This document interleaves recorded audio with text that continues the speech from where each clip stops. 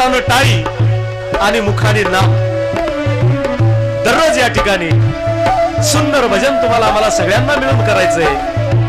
हरेर नाम हरेर नाम हरेर नाम केवलम कलो नास्तैव नास्तैव नास्तैव गतिरन्यथा लागोनिया पाया विनवीतो तुम्हाला लागोनिया पाया विनवीतो तुम्हाला. खरे काही बोला मुगी हरिनामा खरे काही बोला मुगी हरिनामा खरे काही बोला मुगी हरिनामा. जगद्गुरु तुकाराम महाराज तुम्हाला आम्हाला सांगतात की बाबा हो कलियुगी उद्धार हरीच्या नामे. आणि या कलियुगातनं आम्हाला जर उद्धरून जायचं असेल तर योग याग विधी येणे नो हे सिद्धी वायाच उपाधी दंभ धर्म. हरिमुखे म्हणा हरिमुखे म्हणा पुण्याची गणना कोण करी. चिंतन करा तुका म्हणे नामापाशी चारी मुक्ती. जगद्गुरु तुकाराम महाराज म्हणतात की नामामध्ये ती ताकद आहे. चारी मुक्तीचा जर आम्हाला अनुभव घ्यायचा असेल तर आमच्या जीवनामध्ये नामचिंतन अत्यंत महत्वाचं आहे. म्हणून हाताने टाळी आणि मुखाने नाम आणि मोक्ष आमच्या जवळ. मोक्ष मिळत नसतो मुक्ती मिळत नसते तर आम्हाला अनुभव घ्यायचा असतो आणि अनुभव हा सगळ्यात महत्वाचा आहे. असा अनुभव घेण्यासाठी या ठिकाणी वैकुंठवासी शंकरराव विठोबा चाफेकर यांच्या स्मृतीप्रित्यर्थ आज काय योग आहे बघा. ज्यांच्या स्मृतीप्रित्यर्थ हा कार्यक्रम आहे त्यांचं नाव शंकर बरोबर आहे. आज वार कोणता आहे.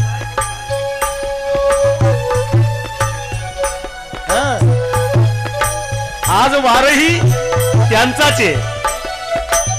काय योग आहे बसतो बघा. हे भोळ्या शंकरा हे भोळ्या शंकरा आवड तुला बेलाची आवड तुला बेलाची बेलाच्या पानात. हे भोळ्या शंकरा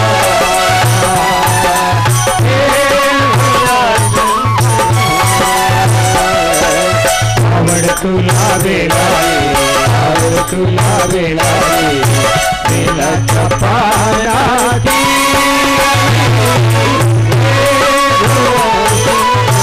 शंकरा भोळ्या महादेवा त्रिशूळ डमरू हाती संगनाचे पार्वती हो त्रिशूळ डमरू हाती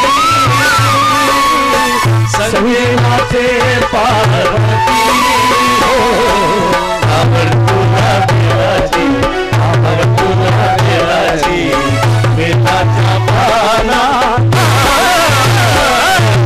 हे भोळ्या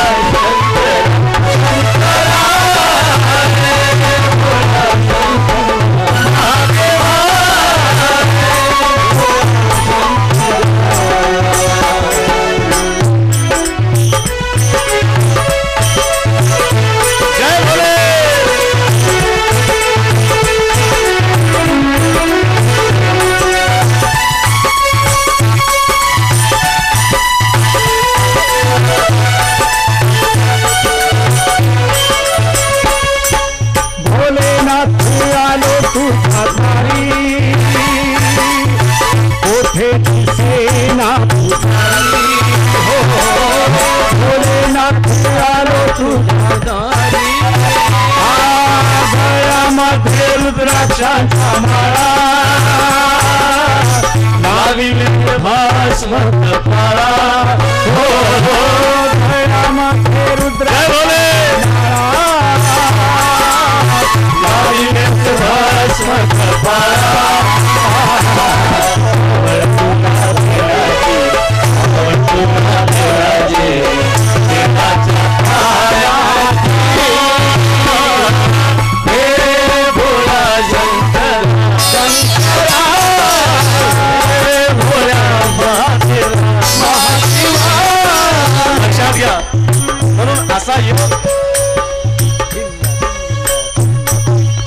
असा योग आमच्या जीवनात आहे.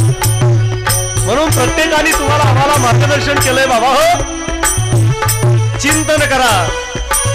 म्हणून जगद्गुरु तुकाराम महाराजांनी आम्हाला तेच सांगितलं की नाही आम्हाला, लागून या पाया विनवी तुम्हाला, लागून या पाया विनवी तुम्हाला, करताई बोला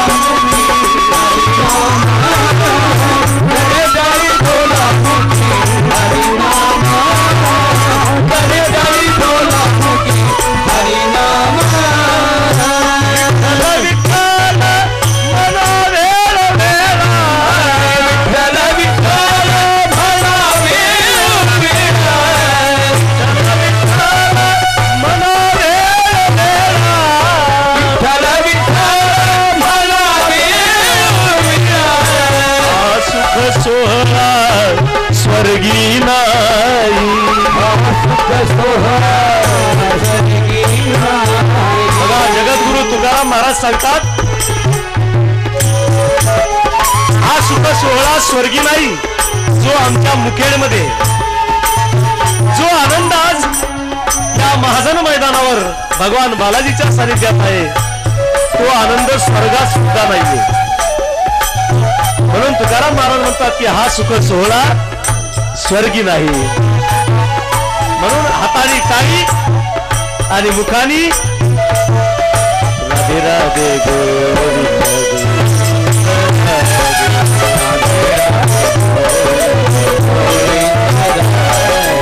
गोविंद राधे गोपाल राधे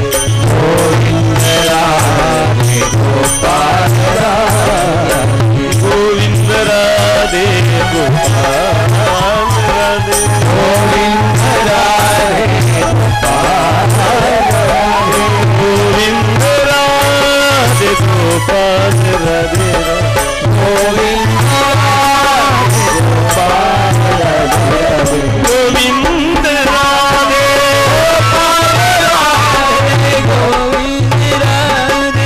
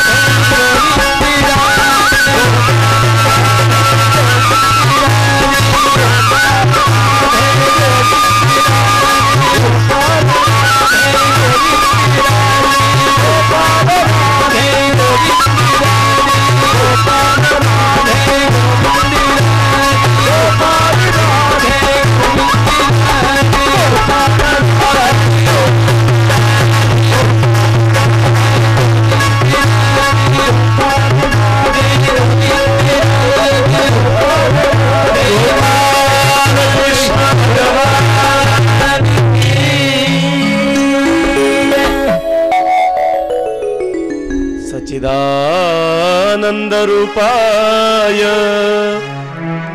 विश्वोत्पत्त्यादिहेतुने तापत्रय विनाशाय श्रीकृष्णाय वयं नमः. आनंद कंद सच्चिदानंद समर्थ सद्गुरु भगवान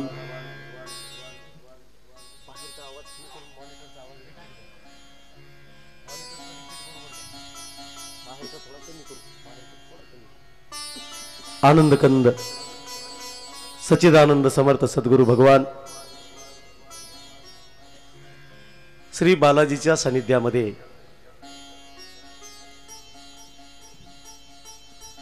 आजपासून या ठिकाणी आपण पारमार्थिक मंथनाला सुरुवात करणार आहोत। आमच्या जीवनामध्ये मंथनाची नितांत गरज आहे आणि जोपर्यंत आमच्या जीवनामध्ये मंथन होणार नाही तोपर्यंत आम्हाला सार मिळणार नाही।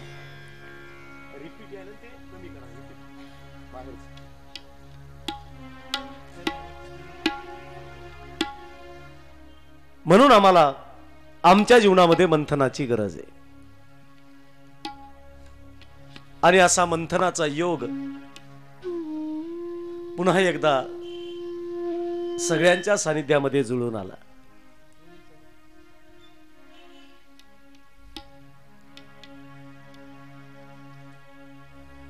आणि आज परमभाग्यासह साधू संतांच्या आशीर्वादाने आपण कथेला सुरुवात करतो आहोत। या व्यासपीठाला संताचा स्पर्श झाला। नवे नवे ही जी गाथा आहे भागवताची ही प्रत्यक्ष संतानच सांगितलेली आहे। म्हणून हा ग्रंथ अत्यंत गोड आहे, अत्यंत पवित्र आहे। भगवंत संताच्या रूपात आले आणि संताच्या रूपात येऊन त्यांनी राजा परीक्षितीचं कल्याण केलं।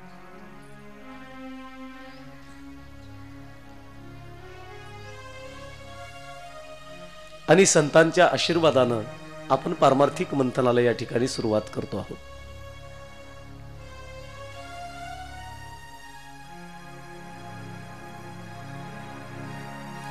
धकाधकीच्या जीवनामध्ये आम्हाला ज्ञानाबरोबर विज्ञानाची गरज आहे आणि विज्ञानाबरोबर आम्हाला ज्ञानाची गरज आहे। आम्हाला दोन्हीही गोष्टीची गरज आहे। आम्हाला ज्ञानाचीही अपेक्षा आहे आणि विज्ञानाचीही गरज आहे। ज्ञानही आम्हाला पाहिजे आणि विज्ञानही आम्हाला कळालं पाहिजे। दोन्हीही गोष्टी आम्हाला कळाल्या पाहिजेत। मग आमची भागवताची कथा ज्ञान विज्ञान युक्त कथा आहे। भागवताची कथा म्हणजे नुसतं ज्ञान नाहीये। अनेक जणांच्या मनाच्या ठिकाणी भ्रम निर्माण झाला की भागवताची कथा पुराणाच्या कथा ह्या नुसत्या दैवीवाद निर्माण करणाऱ्या कथा आहेत। तर ना बाबा हो, तथाकथित बुद्धिवाल्याला आमचं मत आहे की या आणि आमच्या समोर बसून भागवताची कथा ऐका, तुम्हाला ज्ञान आणि विज्ञान दोन्हीही पाहायला मिळेल। नुसतं ज्ञानच नाहीये, भूलथापा नाहीयेत, इथं स्पष्टीकरण आहे। आमच्याकडे पुरावे आहेत, आमच्याकडे सिद्धांत आहे, आमच्याकडे प्रमाण आहे आणि प्रमाणाच्या माध्यमानं आम्ही या ठिकाणी भागवताची कथा आमच्या जीवनामध्ये किती गरजेची आहे आम्ही सिद्ध करून दाखवतो। नुसत्या जर भागवताच्या कथा सांगायच्या असतील तर 5-5 रुपयाला बुक स्टॉलवर प्रत्येक कथा मिळते, विकत घ्या आणि खुशाल घरी बसल्या बसल्या वाचा। आम्हाला कथेची गरज नाही तर कथेतल्या अध्यात्माची गरज आहे। आम्हाला नुसती कथा नाही बघायची, कथा तर आम्हाला घरी बसल्या बसल्या अनेक प्रकारचे ग्रंथ या ठिकाणी हाताळता येतील। पण असं करू नका, ग्रंथाच्या आतमध्ये घुसा, मध्ये शिरा, म्हणजे आम्हाला कळेल। आम्हाला तिथपर्यंत जावं लागेल। जोपर्यंत आम्ही तिथपर्यंत जाणार नाही तोपर्यंत आम्हाला सार कळणार नाही। म्हणून भागवताच्या पहिल्याच श्लोकामध्ये आम्हाला खूप मोठं तत्वज्ञान सांगितलंय। आम्ही नमस्कार कुणाला करायचा तर सच्चिदानंद रूपाय। पहिल्या श्लोकामध्ये तो भगवंत कसा आहे याचं चिंतन मांडलेलं आहे, ज्याला आम्ही नमस्कार करतो। आम्ही श्रद्धाळू असावं, श्रद्धा अंतःकरणात असावी, पण अंधश्रद्धा नसावी, लक्षात ठेवा। आम्ही श्रद्धाळू असलं पाहिजे पण अंधश्रद्धा नसावी। जोपर्यंत आम्हाला एखाद्या गोष्टीतलं पूर्ण ज्ञान होत नाही तोपर्यंत आमचं दर्शन सुद्धा सफल नाहीये। पूर्ण ज्ञान पाहिजे आणि जोपर्यंत आम्हाला पूर्ण ज्ञान होणार नाही तोपर्यंत आम्ही श्रद्धाळू नाहीत। तोपर्यंत आम्ही अंधश्रद्धाचे आमच्या मनात. आमचं कसं चाललंय, परंपरेनं चालत आलं. संक्रांतीच्या सणाला आमचं परंपरेने आम्ही त्याचा विचार नाही कधी केला की बोरं लागतात, हरभऱ्याचे ते हे लागतात ना, ऊसाचं थोडं लागतं, ऊसही लागतं, नवीन ज्वारीचं कणीस लागतं, करडीचे फुलं. तुम्ही म्हणता याला सगळंच माहिती, मी काय ब्रह्मचारी आहे का? ह्या सगळ्या वस्तू लागतात ना, आम्हाला का लागतात त्याच्या पाठीमागचं कारण कळालं पाहिजे. आणि हे का लागतं ही समजून सांगणारी आमच्या घरातली सासू आहे. म्हणजे सासू हे आमच्या घरातलं पूर्ण ज्ञान आहे. चांगलं चिंतन करा. सासू हे आमच्या घरातलं पूर्ण ज्ञान आहे, सून हे आमच्या घरातलं कर्म आहे, आणि लेक आमच्या घरातली उपासना आहे. अशी सांगड आमच्या संसाराची आहे बघा. मग ती आम्हाला समजून सांगते कसं केलं पाहिजे, काय केलं पाहिजे, आपल्या घरची पद्धत कशी आहे हे आम्हाला समजून सांगते. समजा एखादी मुलगी लाडात वाढलेली आहे, घरी नवीन लग्न झाली आणि सासरी आली, सासू काय करते, तिची परीक्षा घेत असते. हिला स्वयंपाक येतो की नाही बघावं. मग गडबडीमध्ये सासूबाई येतात आणि म्हणतात, सुनबाई एक काम कर, पत्ता कोबीची भाजी लवकर होते, लवकर कर. मग तो पत्ता कोबीचं तिच्या हातामध्ये द्यायचं, सासूबाई निघून जाते. आता हिनं आयुष्यात कधी भाजीच केलेली नाही. ती एक एक पान असं बाजूला करते, सगळ्या किचन मध्ये पानच पानं जमा होतात. सासूबाई येतात, अगं सुनबाई हे काय केलंस? म्हणली, आत्याबाई माफ करा, सगळे पानं बाजूला काढले पण कोबी कुठंच सापडली नाही. आलं लक्षात? म्हणून बहुशास्त्र धुंदाळीता. समर्थ रामदास स्वामीने सांगितलं, तुमच्या मनात भेद निर्माण होईल. अनेक शास्त्राचा तुम्ही जर अभ्यास करायला गेलात तर भ्रम निर्माण होईल. न पेक्षा आपुला तो एक देव करुणी घ्यावा, तेने वीर जीवा सुख होय, तेने वीर जीवा सुख होय, तेने वीर जीवा सुख होय. आपुला तो एक देव करुणी घ्यावा, तेने वीर जीवा सुख होय, जीवा सुख होय, तेने जीवा सुख होय. ये रती माईक दुःखाची जनीती, ये माईक ये रती माईक दुःखाची जनीती, ये रती माईक दुःखाची जनीती, ये रती माईक दुःखाची जनीती. नाही राधी अंती अवसानी, नाही राधी अंती अवसानी, नाही आधी अंती अवसानी. रते माईक दुःखाची जनीती, नाही आधी अंती अवसानी, नाही आधी अंती अवसानी.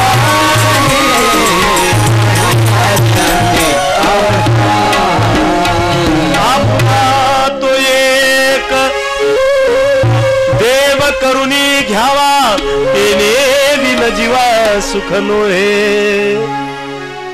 म्हणून जोपर्यंत आम्ही देव आपलासा करत नाहीत तोपर्यंत त्याचं सच्चिदानंद रूप आम्हाला कळत नाही. त्याला आपलंसं करून घेतलं म्हणजे त्याच्याबद्दलचं पूर्ण ज्ञान आम्हाला होतं. तीच आमच्या जीवनातली श्रद्धा आहे. जोपर्यंत आणि आपल्या ज्या ज्या गोष्टी आहेत त्या प्रत्येक गोष्टीवर आपलं प्रेम आहे की नाही, आपल्या ज्या ज्या गोष्टी आहेत त्या प्रत्येक गोष्टीवर आपलं प्रेम आहे की नाही. आपला मुलगा त्याच्यावर आपलं प्रेम आहे की नाही, हो म्हणा नाही तर नाही म्हणा, आहे की नाही. हा, आपली मुलगी तिच्यावर आपलं प्रेम आहे की नाही, हो म्हणा नाही तर नाही म्हणा. हा, काही म्हणलं तरी जमतं, मला काय सगळ्यांचा आवाज थोडी ऐकू. आपला पती आपलं प्रेम आहे की नाही, नाही म्हणतो. आहे की नाही? आपल्या ज्या ज्या गोष्टी त्याच्यावर आपलं प्रेम आहे आणि आपल्या माणसाची आवड निवड आपल्याला कळत असते की नाही? बघा तुम्ही, नवऱ्याला कोणती भाजी आवडते, बॉक्सचा रिटर्न द्या, बॉक्स बाहेरचं रिटर्न देऊ नका. ते मॉनिटर बंदच आहे, हे मॉनिटर बंद आहे. आणि आपल्या माणसाबद्दल आपल्याला पूर्ण ज्ञान असतं, माहिती असते. भाजी कोणती आवडते, हा आता यायला रिटर्न, थोडा अजून वाढवा आवाज.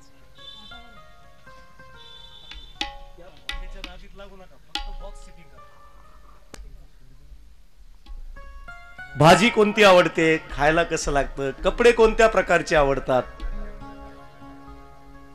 बाहेर गेलेलं आवडतं की नाही, या सगळ्या गोष्टीचं आपल्या पतीविषयीचं आपल्याला पूर्ण ज्ञान असतं.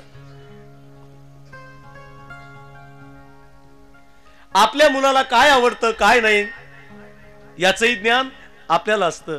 आपल्या मुलीला काय आवडतं काय नाही याचंही ज्ञान आपल्याला पूर्ण असतं. कारण ही प्रत्येक माणसं आपली असतात. तद्वत देव जोपर्यंत आपल्याला करून घेता येत नाही तोपर्यंत त्याच्याविषयीची आवड आमच्या मनामध्ये निर्माण होणार नाही. आणि जोपर्यंत आवड निर्माण होणार नाही तोपर्यंत मुक्तीचा अनुभव आमच्या जीवनामध्ये कधीही येणार नाही. म्हणून त्याला आपलंस करून घ्या. आणि त्या देवाला आपलंस करून घेण्यासाठी आम्हाला भागवताची नितांत गरज आहे. भागवताची काय गरज आहे आमच्या जीवनामध्ये, तर त्या देवाला खाली बसा, आत बसा, नाही तर बाहेर बसा, दारात उभं राहू नका.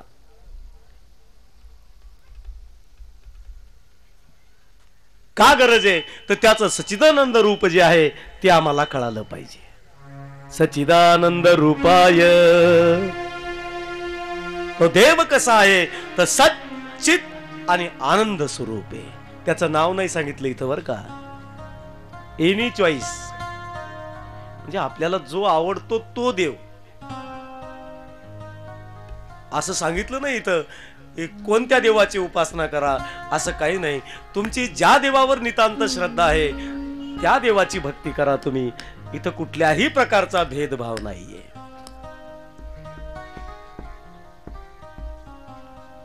तो सत आहे, चित आहे आणि आनंद स्वरूप आहे.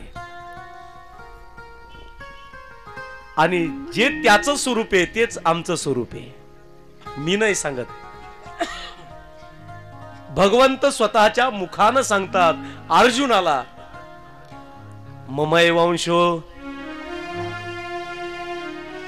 जीवलोके जीवभूत सनातनः.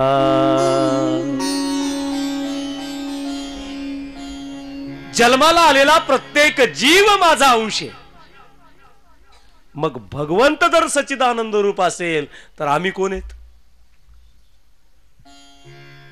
कोण आहेत आम्ही? चला माझं नका ऐकू, कमीत कमी शंकराचार्याचं तरी ऐका.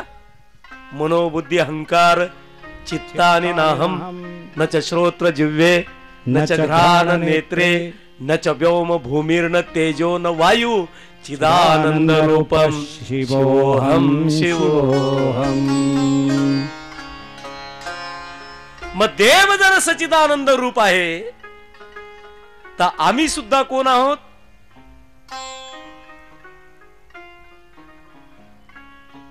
त्याचे अंश आहोत ना.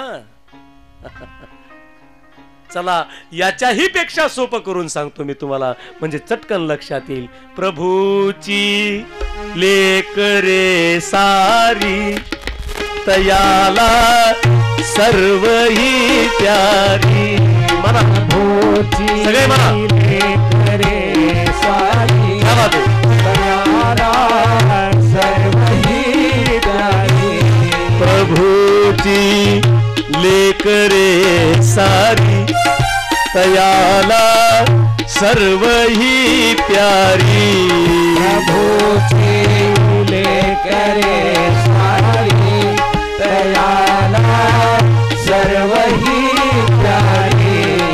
नाना तुच्छ लेखावे जगाला प्रेम अनुपाते. तो एकचे धर्म जगाला प्रेम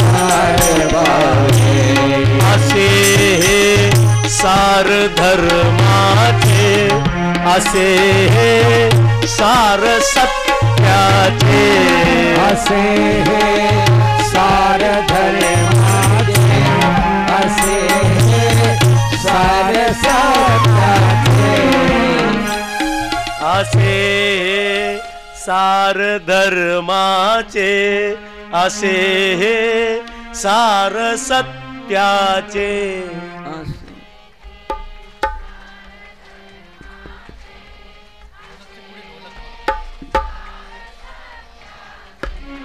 परार्था द्या जग खरा,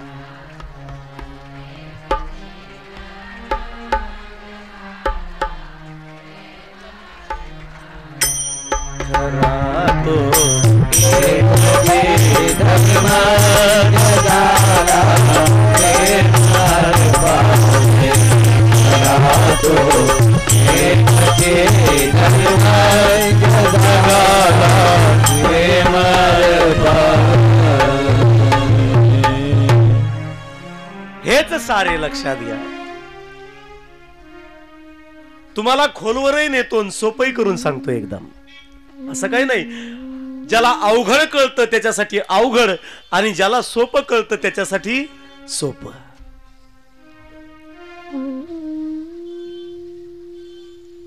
सच्चित आणि आनंद स्वरूप भगवंत जर आहे तर आम्ही सुद्धा तसेच आहोत.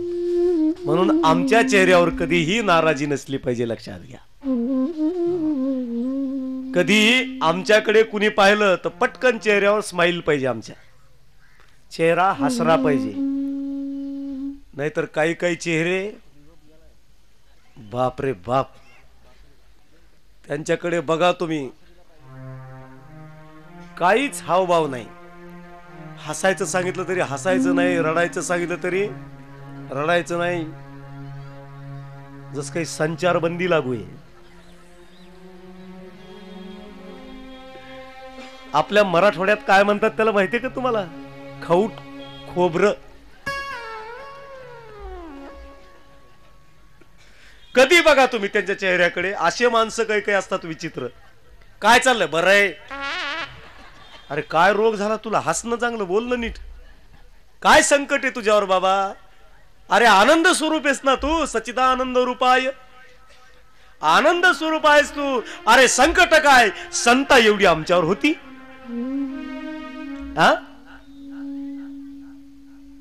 वीरशैव लिंगायत समाजामध्ये जन्माला आलेल्या संताकडे जरा बघा, म्हणजे लक्षात येईल.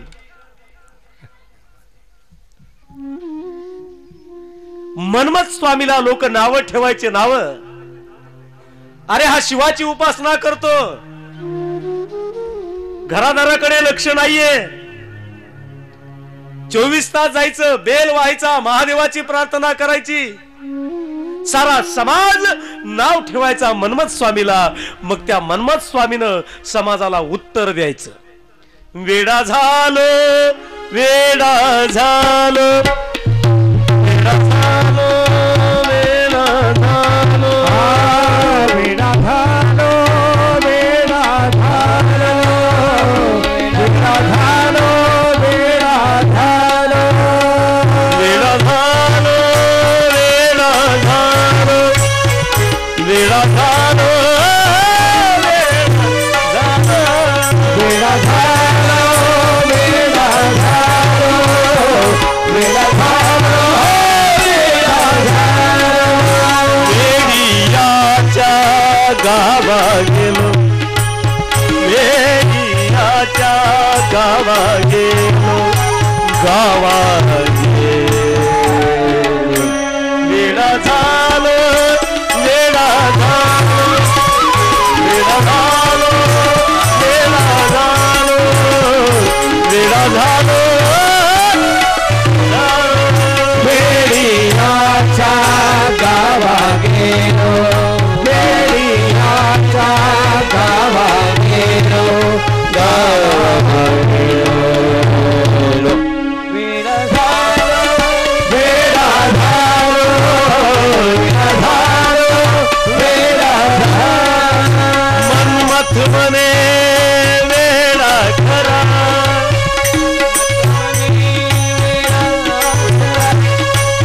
मनमथ मने वेडा करा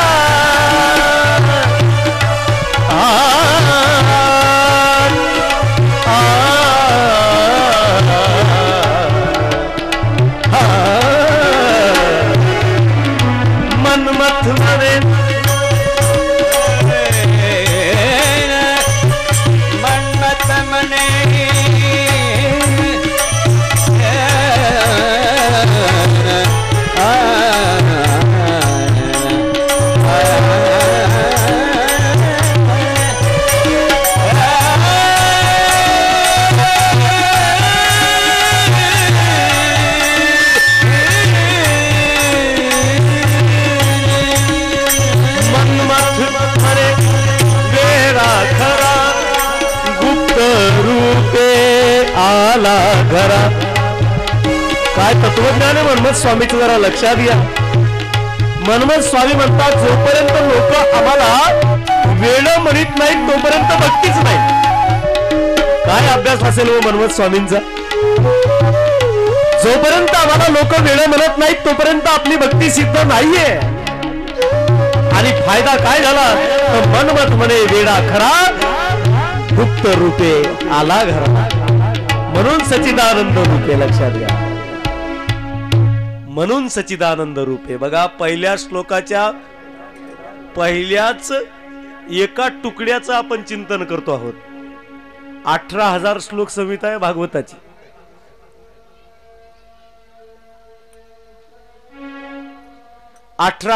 श्लोक संहिता आहे.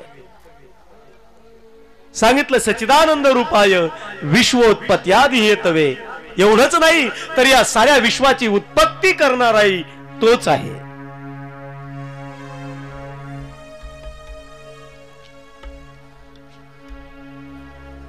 भगवंता विना जगत असू शकत नाही. शब्दाकडे चांगलं लक्ष द्या माझ्या. भगवंता विना जगत असू शकत नाही. कदाचित जगता विना भगवंत राहू शकेल.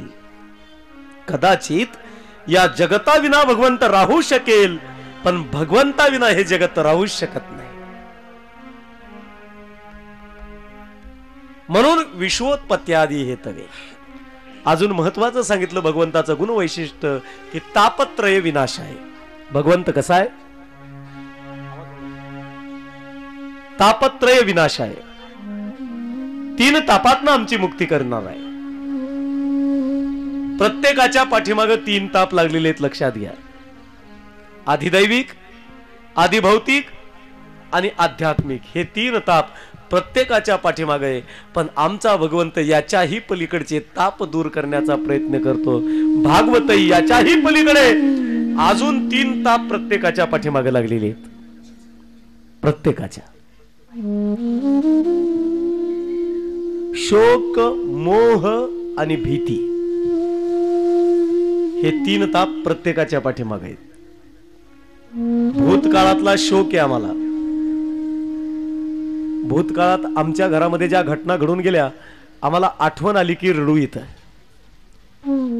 शोक आहे आम्हाला भूतकाळातला. चालू वर्तमान काळाचा आम्हाला मोह आहे.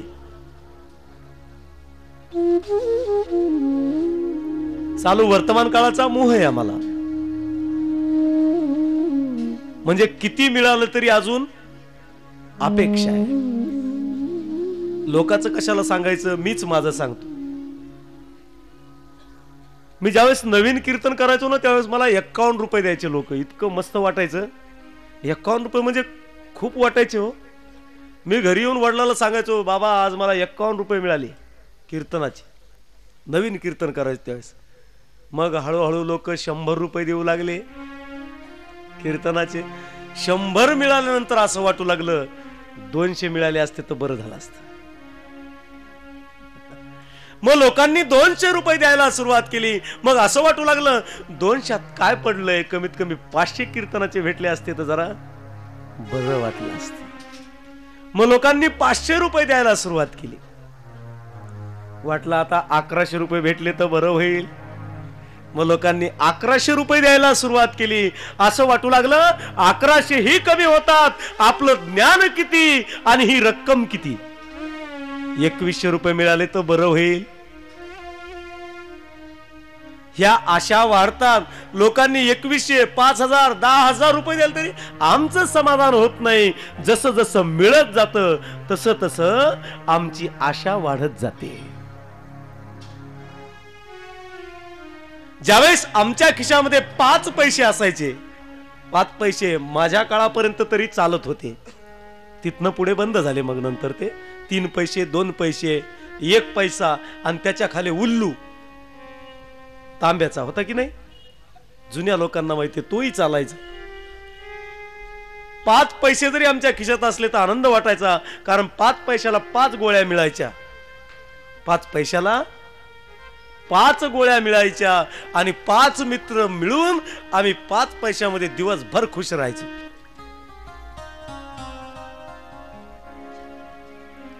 आज एवढा पैसा मिळून सुद्धा आमच्या मनाच्या ठिकाणी समाधान होत नाही. म्हणून भागवत काय करतं तर चालू वर्तमान काळाचा मोह दूर करण्याचा प्रयत्न करतं. भूतकाळातला शोक, वर्तमान काळाचा मोह. मोह बघा ना किती असावा, त्याला काही मर्यादा आहे की नाही. मी पूर्वी सत्यनारायण अभिषेक करत होतो बघा, आता बंदच करून टाकले मी ते करणं, कारण मला अनुभव इतका चांगला आला. मी एक जणाच्या घरी गेलो सत्यनारायण करायला आणि ते यजमान बसलेले होते. म्हणलं दादा सगळ्या वस्तू आणल्या तुम्ही पण नारळ दिसत नाही. आवाज म्हणलं दादा नारळ दिसत नाही इथं पूजेला. म्हणले महाराज आता गडबडीत लक्षात नाही राहिलं, घ्या म्हणले धकून. म्हणलं बाबा नारळ मला घरी नाही न्यायचं, थोडा कमी करायचं, एकदम नका करू, थोडा. नारळ मला घरी नाही न्यायचं, सत्यनारायण झाल्यावर तुमच्याच ओटीमध्ये टाकायचंय परत, म्हणून पाहिजे. तुम्हाला ठीक आहे, काय हरकत नाही, आत्ता जातो म्हणला दुकानावरून घेऊन येतो. गेला दुकानावर. दुकानावर गेल्याबरोबर त्याने विचारलं दादा नारळ केवढ्याला आहे. ते म्हणले 1 रुपयाला. त्यावेळेस नारळ 1 रुपयाला होतं. तुम्हाला काय कमाल आहे तुमची, एवढं महाग असतं का. सत्यनारायण करायचं अहो देवाच्या कामाला पाहिजे. नारळ देवाच्या कामाला नाही तर मग कशाच्या कामाला असतं मग नारळ. काहीतरी कमी करा. घर सोडून आलोय मी आणि सत्यनारायण सांगण्यासाठी देवबाप्पा आमच्या घरीच आहेत, काहीतरी कमी करा. दुकानदार म्हणला हे बघा 1 रुपयाला नारळे, याच्यापेक्षा मला कमी करता येत नाही आणि याच्यापेक्षा जर कमी तुम्हाला पाहिजे असेल तर पुण्याला जा. तो गेला ना पुण्याला, मी त्याच्या घरीच. पुण्याला गेला. म्हणला दुकानदार दादा नारळ केवढ्याला आहे. म्हणले 75 पैशाला. 25 पैसे कमी झाले. तो म्हणला काय कमाल आहे तुमची, मी गावातलं दुकान सोडलं, पुण्याला आलो, अजून सत्यनारायण सांगणारे घरीच आहेत, एवढं महाग असतं का, काही ना काहीतरी कमी करा. म्हणले 75 पैशालाचे, तुला घ्यायचं तर घे नाही तर घेऊ नको, यापेक्षा कमी जर तुला पाहिजे असेल तर मुंबईला जा. गेला तू मुंबईला, मी घरीच. दुकानावर गेला. मला नारळ केवढ्याला आहे. म्हणले 50 पैशाला. बघा आता रुपयाचं नारळ कुठपर्यंत आलं, 50. तुम्हाला काय कमाल आहे तुमची, मी गाव सोडलं, गावातलं दुकान सोडलं, पुण्याला गेलो, पुण्यातलं दुकान सोडलं, तुमच्यापर्यंत आलो, काहीतरी कमी करा. तो म्हणला 50 पैशालाचे आणि याच्यापेक्षा जर कमी तुला पाहिजे असेल तर कोकणात जा. गेला तो कोकणात. नारळाचे झाडच त्यांनी पाहिले एवढे मोठे बघा. एक जणाला विचारलं दादा हे नारळ किती पैशाला आहे. त्यांनी सांगितलं नारळ फुकट आहे पण वरे चढून घ्यावं लागतंय.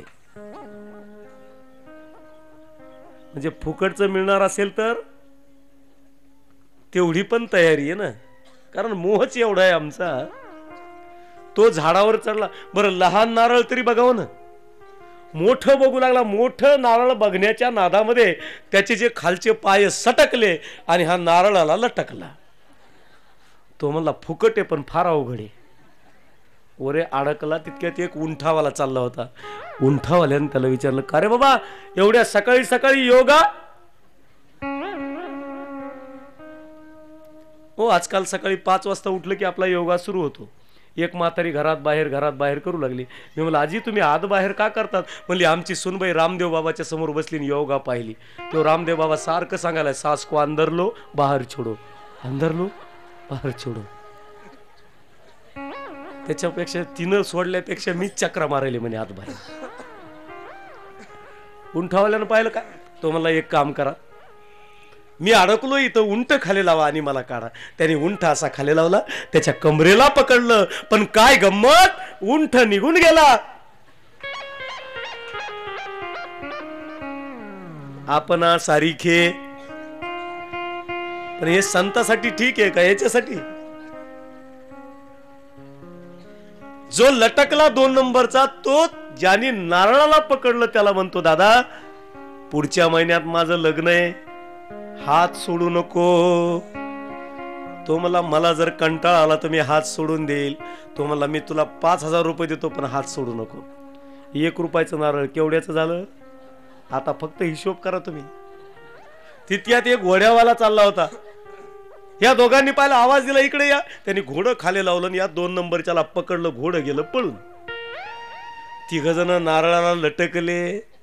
खालचा मधल्याला म्हणतोय, वरच्याला सांग मागच्याच वर्षी माझं लग्न झालंय आणि हात सोडू नको. मधला म्हणला खालच्याला, मी त्याला 5,000 रुपये कबूल केले, तू किती देतो?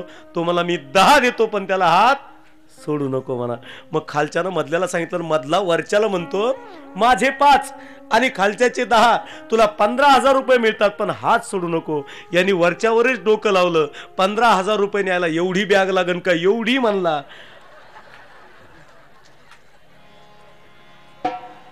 आशा दुःखस्य कारणम. म्हणून चालू वर्तमान काळातला मोह आम्हाला दूर करण्यासाठी तापत्रय विनाशाय आणि भविष्याबद्दलची भीती. प्रत्येक माणसाला भविष्याबद्दल भीती वाटते, प्रत्येकाला. माझं कसं होईल, माझं कसं होईल, माझं कसं होईल, माझ्या संसाराचं कसं होईल, माझ्या मुलांचं कसं होईल. प्रत्येक माणसाला भविष्याबद्दलची भीती असते. मग भागवत काय करतं तर भविष्याबद्दल जी वाटणारी भीती आहे ते दूर करतं. म्हणून तापत्रय विनाशाय श्रीकृष्णाय वयम नमः. नैमिष अरण्याच्या ठिकाणी सूत आणि शौनक यांचा संवाद चालू आहे.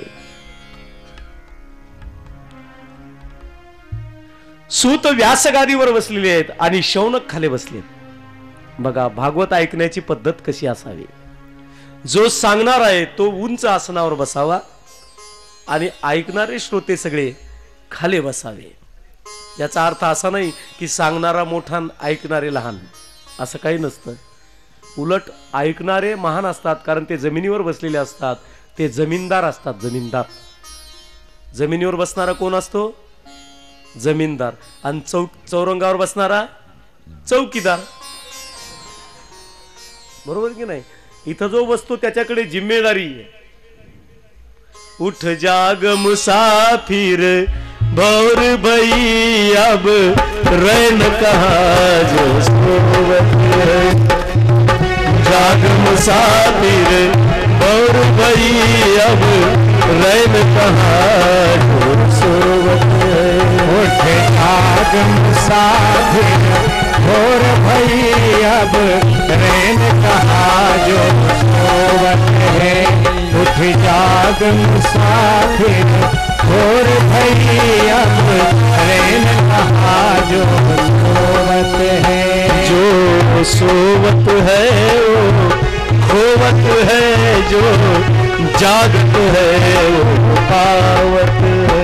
जो सोवत है वो खोवत है, जो जागत है वो पावत है. उठ नींद से अखियां खोल जरा, नींद से अखियां खोल जरा. अपने प्रभु का ध्यान लगा, अपने प्रभु का ध्यान लगा. प्रीत करन की प्रीत नहीं प्रभु जागत है तू सोवत है. उठ जाग मुसाफिर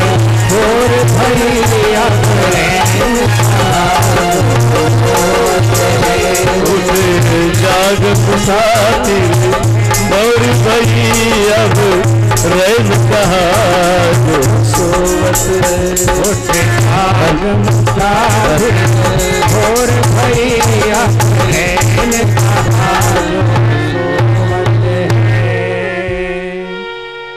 इथं जो बसणार आहे त्याच्याकडे जिम्मेदारी आहे, चौकीदाराचं काम आहे. समाजाचं उत्थान होण्यासाठी, जागृतीचं कार्य करण्यासाठी या ठिकाणी आसनावर बसवलेलं असतं, जिम्मेदारी असते, लक्षात घ्या. सूत बसलेले आहेत आणि शौनकांनी एक प्रश्न विचारला बघा. भागवताला सुरुवात करतो आहोत आपण. पहिला प्रश्न किंवा पहिली जिज्ञासा शौनकांची काय आहे, लक्ष देऊन ऐका. अज्ञान ध्वंत विध्वंस कोटी सूर्य समप्रभ सुताख्यायी कथासारम मम कर्ण रसायनम. काय गोड जिज्ञासा आहे.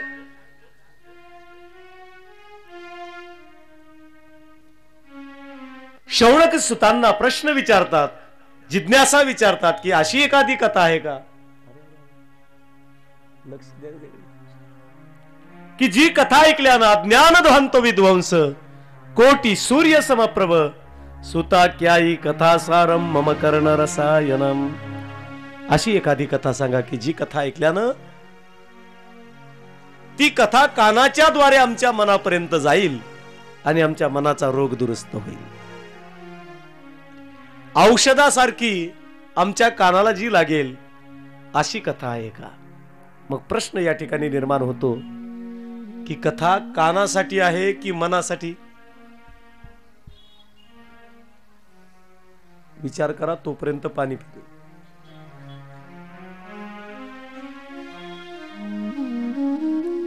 कानासाठी की मनासाठी. मनासाठी, बरोबर आहे. तुम्ही उत्तर बिंदास द्या, चुकलं तरी सजा नाही, बरोबर आलं तरी बक्षीस नाही. मग घाबरायचं कारणच नाही काही. कथा आहे मनासाठी, लक्षात घ्या. कारण आमचं मन चंचल आहे. मोक्षाला आणि बंधनाला कारण सुद्धा आमचं मनच आहे.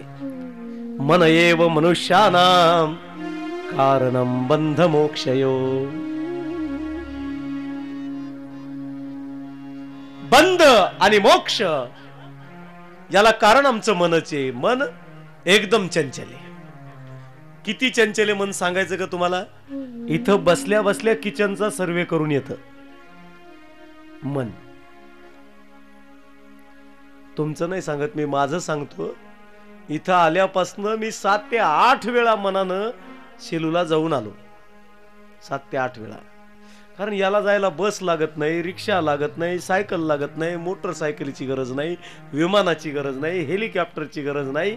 मनात येईल तेव्हा चटकन जातं आणि परत येतं. याचं वैशिष्ट्य एक असं आहे मनाचं, जाताना दिसत नाही, येताना दिसत नाही. दिसतं का. जाताना दिसत नाही, येतानाही दिसत नाही. पण कदाचित जर कुलूप लावून आल्यानंतर कुलपाला जर झटका मारायचा राहिला ना, इथं बसल्या बसल्या मन त्या कुलप्याला झटका मारून येतो वापस. इतकं चंचल आहे बघा. सगळा सर्वे करून येतं मन. आणि या चंचल मनाला संयमित करायचंय किती अवघड आहे. हे मन आमचं एकाग्र झालं पाहिजे. आणि जोपर्यंत एक चित्त आमचं होत नाही तोपर्यंत आमचा परमार्थ खरा नाही. अनेकांची समस्या आहे, अनेक लोकांची समस्या आहे की महाराज आम्ही जपाला बसलो की आमचं मनच लागत नाही. किती प्रयत्न केला, हातामध्ये माळ घेतली आणि जपाला बसलं,